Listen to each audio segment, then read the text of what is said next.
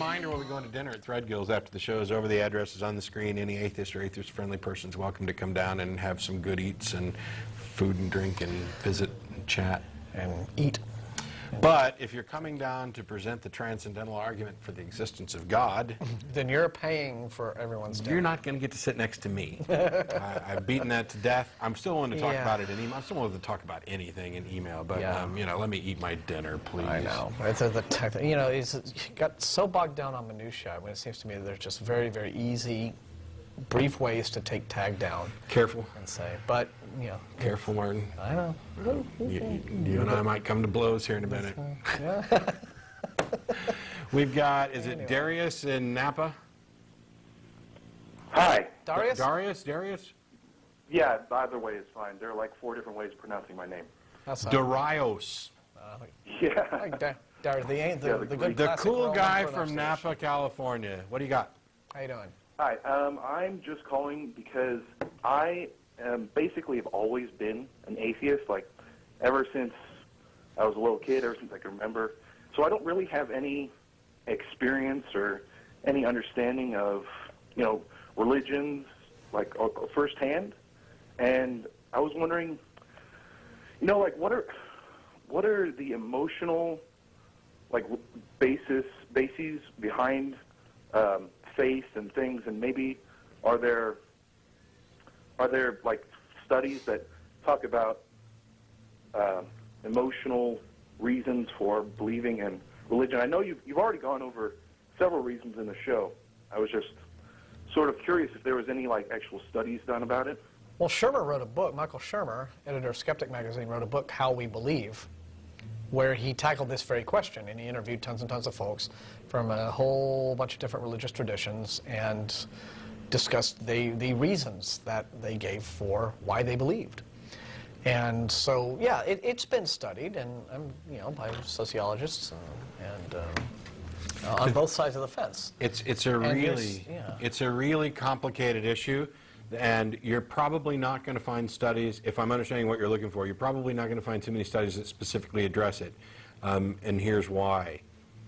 Most people would find it insulting to do some kind of, well, most people of certain religions would find it insulting to try and do some kind of scientific study to figure out what is the origin of this peculiar thing we call religion, because to them the origin is obvious. There is a God, and this is true and self-evident, or evident by looking at trees or air or whatever. Arguments for trees. So you've got a number of different classifications here, and there are studies going on. There are people who've done studies on the efficacy of prayer.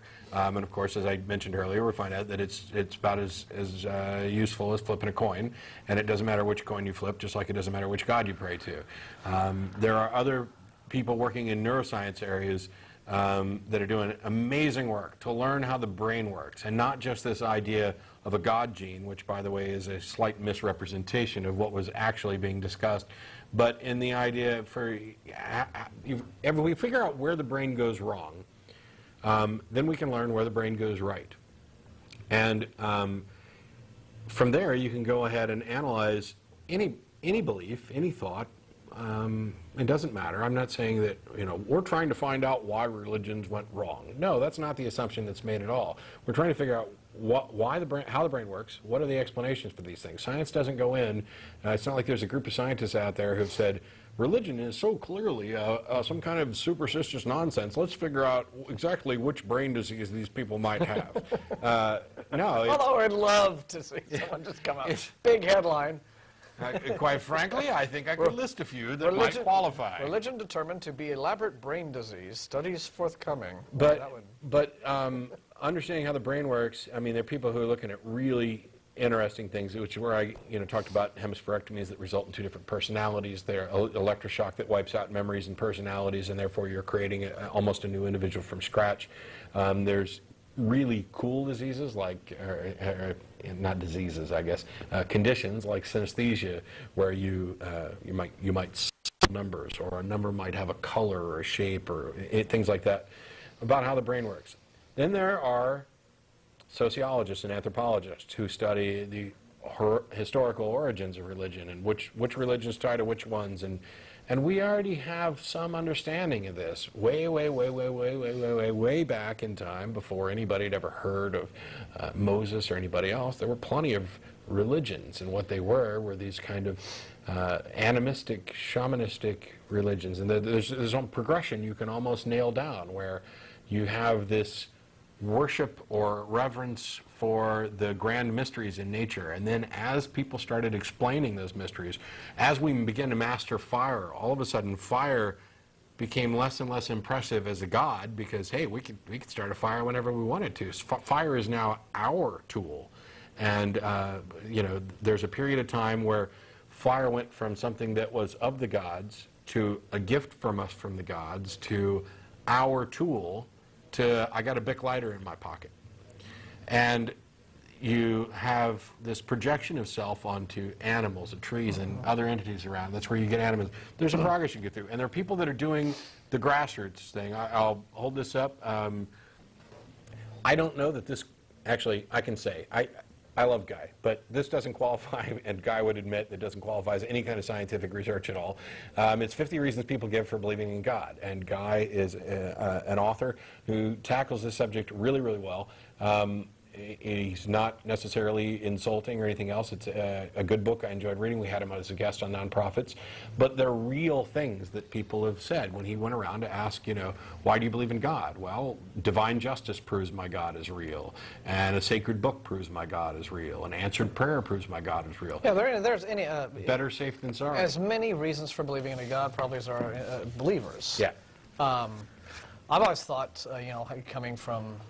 You know, having been a Christian up to my adolescence, I think that you can take all of these and you can sort of filter them down, perhaps to one or a handful of basic desires that religion fulfills, insecurities that religion helps you to manage, and moreover, it's just about being able to put a human face on the universe. The universe is big. It's really dark, it's full of space and vacuum, and we're a little speck of dust in it.